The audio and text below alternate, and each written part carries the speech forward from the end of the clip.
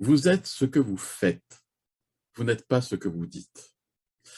Il y a quelques jours, j'ai imposé à une personne que j'aime beaucoup, avec laquelle je travaille quasiment au quotidien, de ne pas permettre, au moins pour mes équipiers, pour les siens, elle fait bien ce qu'elle veut, mais pour les miens, de ne pas permettre à une personne en particulier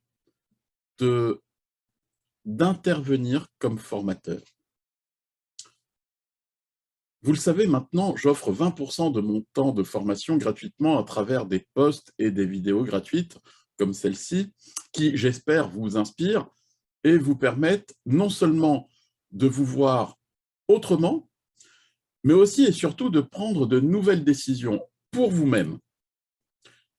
Mais ça veut dire aussi que je réserve 80% de mon temps de formation à mes équipiers.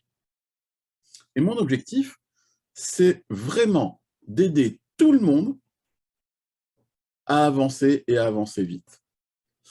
Et cette personne que ma collègue voulait m'imposer comme formateur ne correspond pas aux valeurs que je recherche chez les personnes qui seraient à même de participer aux formations de mes équipiers. Et je vais vous expliquer pourquoi, parce que je pense que ça peut être intéressant. Vous pouvez dire des choses très intéressantes, très intéressantes même. Mais vous n'êtes pas ce que vous dites. Vous n'êtes pas non plus ce que les gens pensent de vous. Vous n'êtes pas les événements qui vous arrivent et que vous ne choisissez pas. Non. Vous êtes comment vous réagissez à ces événements. Ce que vous avez mis en place pour les gérer, ce que vous avez fait, ce que vous faites au quotidien. Et vous serez apprécié pour cela, ou jalousé, ou détesté, voire même les deux, pour la même raison. Mais vous ne pouvez pas dire à quelqu'un « tu dois mettre en place telle ou telle chose si tu veux réussir » en rajoutant dans la même phrase « même si moi je ne le fais pas, sinon je serais déjà un leader ». Mais alors t'es con. Et j'ai réalisé que quand je raconte mon passé, cela peut sembler être un petit peu de la fiction. Et pourtant, quand je dis quelque chose, et quand on dit quelque chose, ça doit être vérifiable. Et quand je vous dis que j'avais plus de 40 000 € de dette et en surendettement, voici la preuve. Que j'étais expulsé de mon logement, en voici la preuve.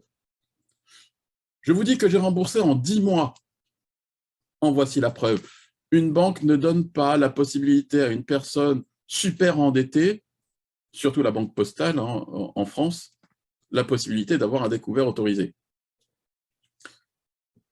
Mais ce que vous devez comprendre, c'est que, bien sûr, que nous sommes tous soumis à des événements que nous ne voulons pas. Mais c'est la vision que tu auras de cet événement, ton interprétation de cet événement, le sens que tu vas lui donner qui sera déterminant. J'ai 40 000 € de dette, je suis foutu. Ok, achète-toi une corde et pends-toi. Ben, je peux même pas, j'ai pas les sous. Ben, c'est ballot. Alors, vie malheureusement est endettée. J'ai 40 000 € de dette, c'est l'occasion de me challenger et de mettre en place toutes les actions possibles pour éponger cette dette dans tel délai. Waouh! Vous comprenez la différence? La problématique de départ est la même, mais la réaction est seulement différente. La vôtre, mais aussi celle des autres. Dans le premier cas, vous allez attirer, dans le meilleur des cas, des « oh ben mon Dieu, hein, ça doit être difficile pour toi ». Dans le deuxième cas, parce qu'il croit qu'il va y arriver, de toute façon, s'il a 40 000 € de dette, c'est que c'est un loser, puis c'est tout. Mais l'important, ce n'est pas ce que vont vous dire les autres, c'est le sens que tu donneras aux événements pour toi-même. C'est ce sens qui te permettra de guider tes actions futures. La deuxième chose, souvent, notre situation est due à un manque de connaissances. dans quelque domaine que ce soit. Et oui, vous devez avoir conscience que vous ne savez et vous ne saurez jamais tout. La plupart des gens arrêtent d'apprendre à la sortie de l'école et se contentent seulement de leurs connaissances de base. Et pourtant, la connaissance et le savoir sont des richesses que même un huissier ne pourra jamais te saisir.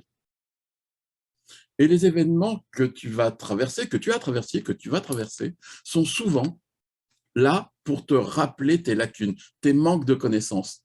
Et c'est le moment idéal pour recommencer à apprendre, pour apprendre de nouvelles choses. Alors certes, il ne faut pas se tromper, professeur.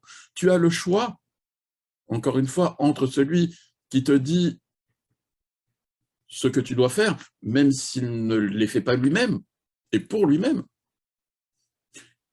ou celui qui va te dire ce qui a fonctionné pour lui. Et si tu ne trouves pas de mentor, eh bien ce n'est pas grave, tu as toujours les bibliothèques, les vidéos sur Internet, comme celle-ci par exemple.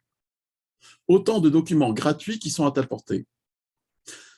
Donc, 3 choses importantes à retenir. Voir les événements qui t'arrivent comme une nouvelle opportunité et plus comme une catastrophe.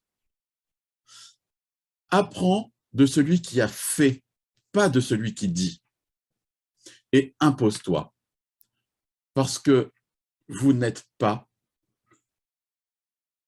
ce que vous dites ou ce que vous disent les autres. Vous êtes ce que vous faites.